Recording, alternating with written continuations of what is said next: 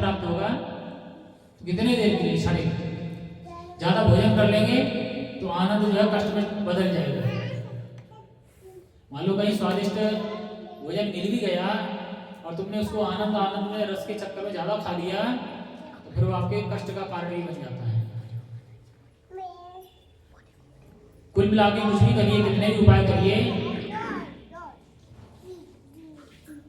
जिस वस्तु से हमें आनंद प्राप्त हो रहा है एक लेवल के बाद में हमारे कष्टों का कारण बन जाती है।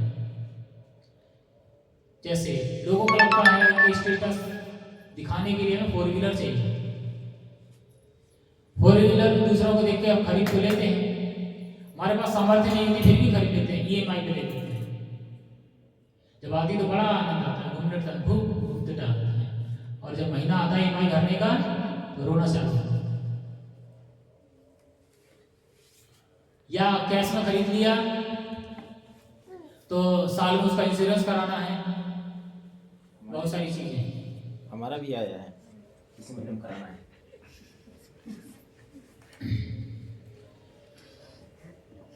इंश्योरेंस कराना है, फिर उसके बाद में जितना उसको चलना होता है उसके बाद में उसकी निश्चित अवधि के बाद में, उस अवधि के बाद में क्या होता है उसकी सर्विस भी करानी होती है, तो वो फिक्स अमाउंट है उतना आपको देना ही है।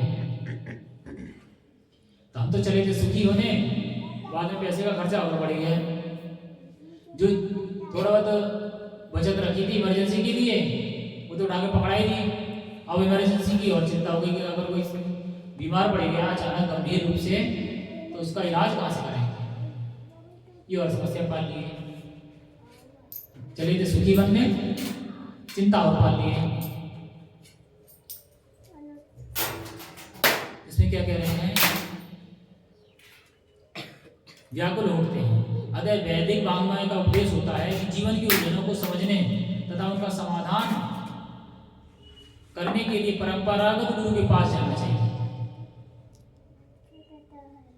परंपरागत गुरु का अर्थ क्या है, जो व्यक्ति है मुझसे पूछे आपके गुरु कौन है, पूरा अपने गुरु का नाम बताए और आगे गुरु का नाम जुड़ते जुड़ते भगवान कृष्ण तक पहुंच जाए, वो है प्रामाणिक परंपरा। और जिस व्यक्ति का प्रामाणिक गुरु होता है वो सब कुछ जानता है, क्योंकि उसका जो गुरु होता है पहले उसको सारा ज्ञान दे देता है। जब तक उसको पूर्ण ज्ञान नहीं मिलता तब तक उसको वो गुरु की पदवी भी प्रदान नहीं करता, उसको अपने अंडर में रखता है, बहुत सारी सेवाएं करता है, समय समय पर उसको ज्ञान देता सिखाता है। जो परिपक्व हो जाता है, सारा ज्ञान हो जाता है, उसका इंद्रियां उसके कंट्रोल में रहती हैं, जब वो गुरु देख लेता है विभिन्न प्रकार से परीक्षा लेके, उसके बाद में उसको कह देते कि जाओ ये भगवान को सुना है, अब तुम परंपरा का विचार करो।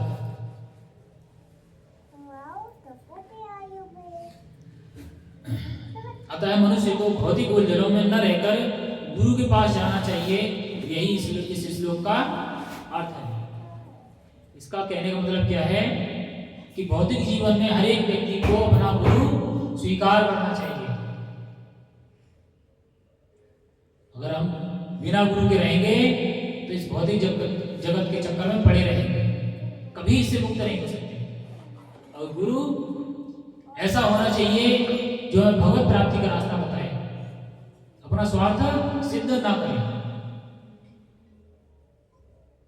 जैसे आप लोगों को जबरदस्ती प्रेस किया जाता है, भजन करो, माला ले लो, धकेला जाता है, बड़े नीट है।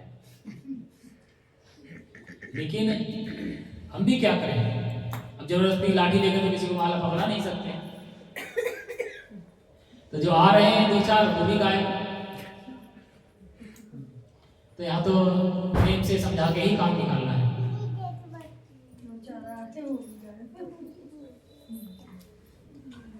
अब आगे बता रहे हैं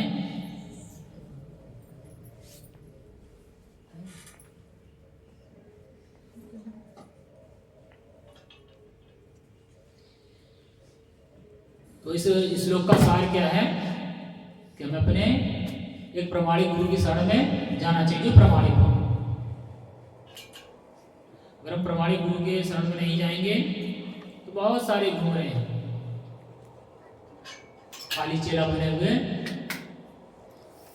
और गुरु का वेश धारण करेंगे।